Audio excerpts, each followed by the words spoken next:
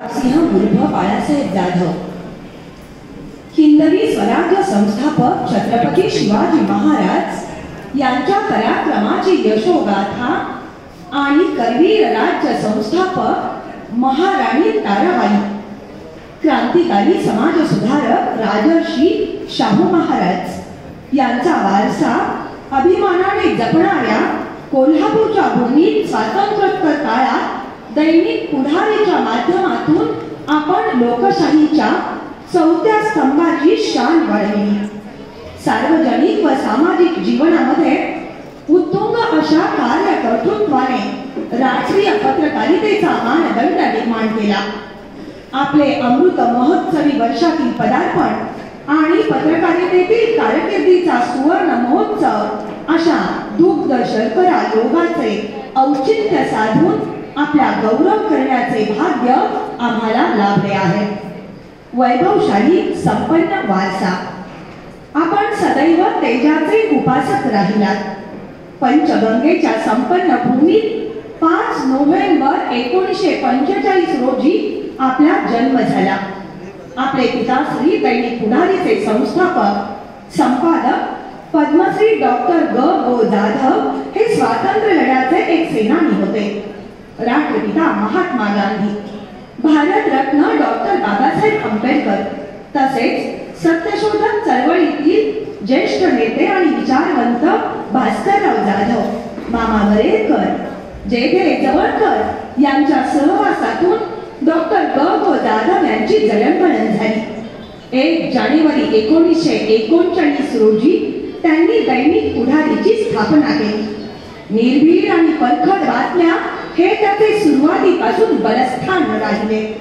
संयुक्त महाराष्ट्राचे आंदोलन, गोवा मुक्ती चळवळ यामध्ये दैनिक पुढारी अग्रभागी राहिला.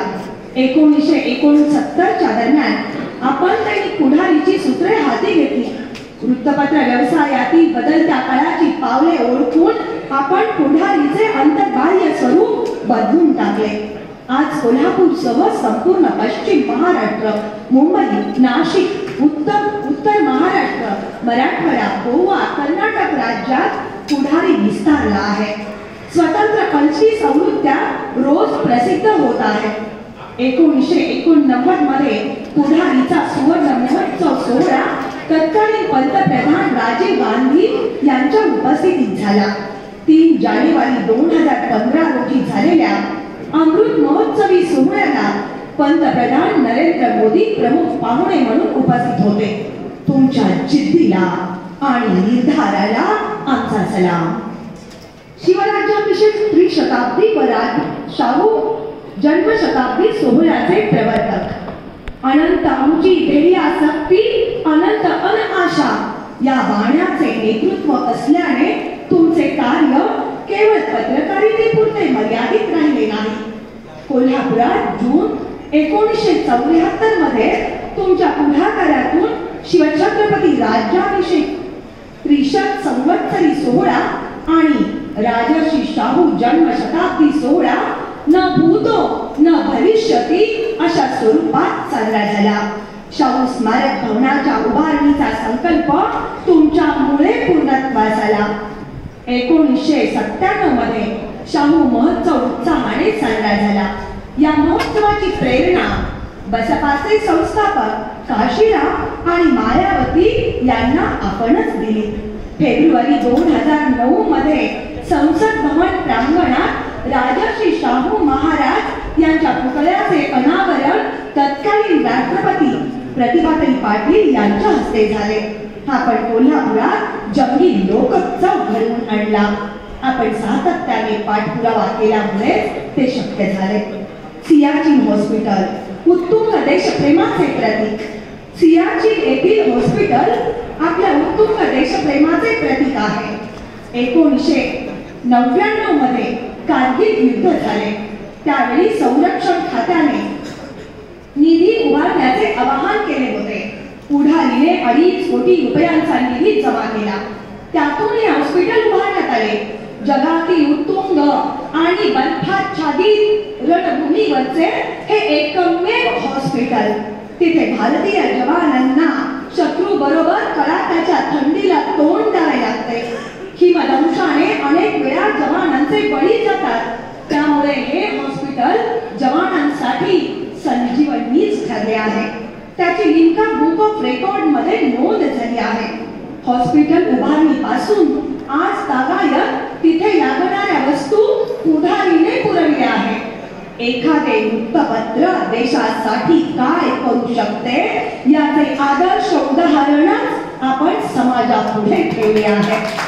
हे सर्व या मातीचे ऋण फेडण्यास आलो अशा नम्रतेच्या भावनेतून तुम्ही करीत आहात हे त्यातील सर्वात महत्वाचे आहे.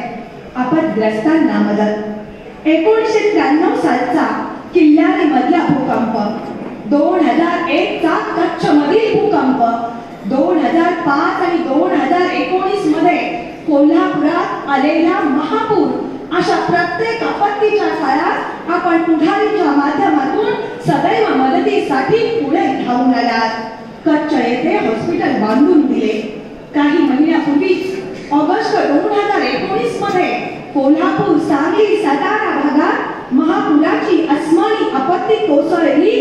तेव्हाही पुढारीने 1.25 कोटी रुपयाहून अधिक निधी जमा केला. त्या पुढारीने 50 लाखांचे योगदान दिले. आपल्या दातृत्वाचा यापेक्षा वेगळा पुरावा देण्याची गरज नाही. आंदोलने आणि लढे. मराठा आरक्षणाच्या ऐतिहासिक निर्णयातील आपले योगदान कुणालाच नाकारता येणार नाही. त्यासाठीचे मोर्चे, मेळावे आणि परिषदा यांचे नेतृत्व आपण केले. मराठा समाजाचे वास्तव चित्र वृत्तपत्र आणि भाषणांमधून सातत्याने मांडले. न्याय मागणीसाठी राज्य सरकारकडे पाठपुरावा केला. त्यातून 29 नोव्हेंबर 2018 रोजी विधिमंडळात मराठा आरक्षणावर शिक्कामोर्तब झाले. 27 जून 2019 रोजी उच्च न्यायालयानेही मराठा आरक्षणावर शिक्कामोर्तब केले. 1973 मध्ये सीमा भागात मराठी भाषकांवर अमानुष अत्याचार झाले. तेव्हा या हरामखोरांना आवरा असा जळजळीत अग्रलेख आपण लिहिला. दंगलखोरांनी पुढारीची पेपर टॅक्सी जाळली. कोल्हापुरात टोलमुक्ती आंदोलन. उच्च न्यायालयाचे खंडपीठ व्हावे यासाठीचे आंदोलनाचे नेतृत्व आपण केले आहे. ऊस आणि दूध दराचा प्रश्न सर्वप्रथम पुढारीनेच हिरिरीने मांडला. त्यामुळे राज्यभर शेतकरी चळवळ उभी राहिली. उसाला लागला कोल्हा.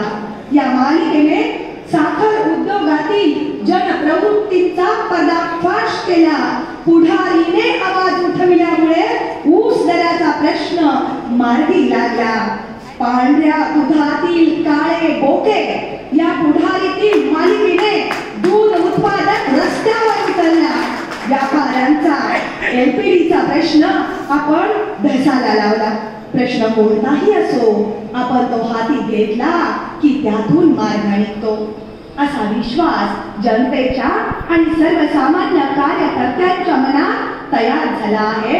ही तुमच्या नेतृत्वाची पोचपावतीच म्हणावी लागेल. पद्मश्रीसह अनेक राष्ट्रीय पुरस्कारांनी सन्मान. राष्ट्रीय पत्रकारिता आणि सियाचीन हॉस्पिटल उभारणी या राष्ट्रीय कार्यासह विविध सामाजिक कार्याबद्दल भारत सरकारने 2003 मध्ये तुम्हाला पद्मश्री हा सन्मान बहाल केला. वृत्तपत्र क्षेत्रातील पिता पुत्रांचा पद्मश्री सन्मानाने गौरव होण्याची ही बहुतेक एकमेव घटना असावी. 3 एप्रिल 2003 रोजी तत्कालीन राष्ट्रपती डॉक्टर APJ अब्दुल कलाम यांच्या हस्ते साहेबांना पद्म पुरस्कार प्रदान करण्यात आला. नचिकेता प्रतिष्ठानच्या 5 जणांना नचिकेता पुरस्कार दिला जातो.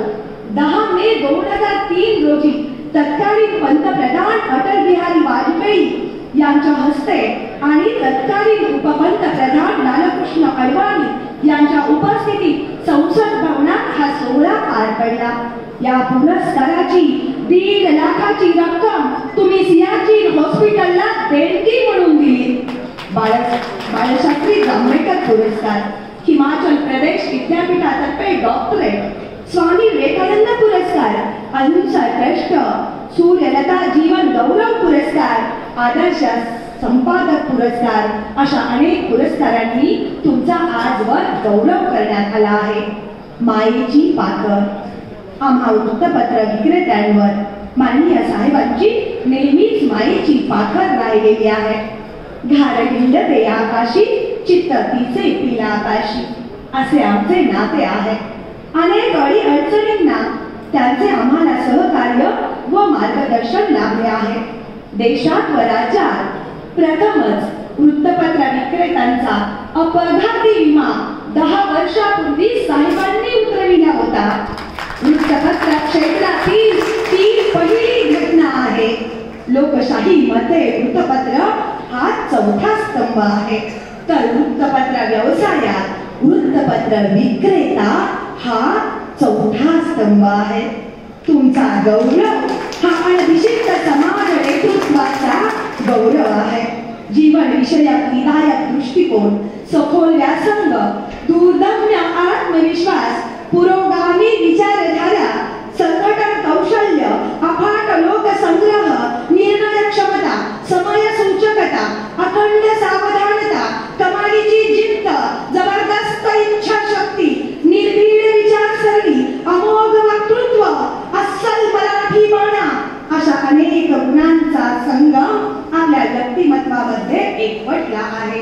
आपल्या अमृत महोत्सवी वर्षातील पदार्पणाच्या निमित्ताने आपणास दीर्घायुष्य लाभो अशी ईश्वरचरणी प्रार्थना करतो. आपल्या पत्रकारितेतील दैदिप्यमान कार्याविषयी कृतज्ञता भाव व्यक्त करून हे मानपत्र आदरपूर्वक अर्पण करीत आहोत. प्राध्यापक श्री विशाल रासनकर, सरचिटणीस माननीय श्री शिवाजी काकडे, कार्याध्यक्ष माननीय श्री सचिन चोपडे, संघटक माननीय श्री प्रशांत जगताप, जिल्हाध्यक्ष सुनील पाटणकर, कार्याध्यक्ष हरिश्चंद्र पवार, अध्यक्ष गोरख भिलारे, खजिनदार बालाजी पवार, सरचिटणीस मारुती नवलाई, संचालक शिवगंगाखोर, सल्लागार विकास सूर्यवंशी, उपाध्यक्ष रघुनाथ कांबळे, सचिव महाराष्ट्र राज्य वृत्तपत्र विक्रेता एजंट असोसिएशन, सर्व पदाधिकारी व वृत्तपत्र विक्रेते, सांगली जिल्हा वृत्तपत्र विक्रेता एजंट असोसिएशन, महाराष्ट्र राज्य वृत्तपत्र विक्रेता राज्यस्तरीय अधिवेशन सांगली 27 जानेवारी 2020.